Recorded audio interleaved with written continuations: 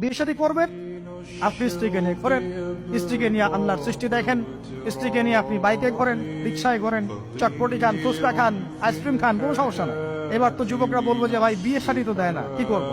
আমি পরামর্শ দিচ্ছি বড় ভাই হিসেবে, প্রথমে হালাল রিজিকের সোর্স করতে হবে। রিজিকের সোর্স না করে বিয়ে করা যাবে না, আত্মসম্মান থাকবে না তাহলে। পুরুষ মানুষের আত্মসম্মান তখন চলে যায় যখন হাত পাততে হয় তখন। যখন আপনি রিজিকের সোর্স তৈরি করেছেন, আপনি স্বাবলম্বী, আপনি মাশাআল্লাহ মাসে 10-20-30 হাজার টাকা আর্ন করেন, 1 লাখ 2 লাখ টাকা আর্ন করেন, আলহামদুলিল্লাহ, কারো কাছে হাত পাততে হয় না, সবাই দেখবেন আপনাকে সম্মান দিবে।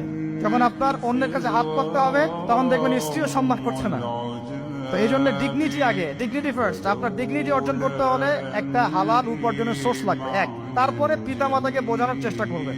যদি কাউকে পছন্দ করেও থাকেন, না দেখেই বা শুনে যে হ্যাঁ ওখানে একজন দিনদার মেয়ে ইত্যাদি, তাহলে পারিবারিক ভাবে বিয়ের প্রস্তাব পাঠাবেন, নিজে পণ্ডিতি করতে যাবেন, পারিবারিক ভাবে পাঠাবেন। যদি রাজি হয় আলহামদুলিল্লাহ, রাজি না হলে কি নিজে নিয়ে পালায় যাবেন?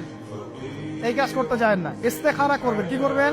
ইস্তেখারা 2 রাকাত নফল নামাজ পড়ে আল্লাহর কাছে দোয়া করবেন। হিসনুল মুসলিম বইটা কিনবেন, ওখানে দেখবেন ইস্তেখারার দোয়া আছে।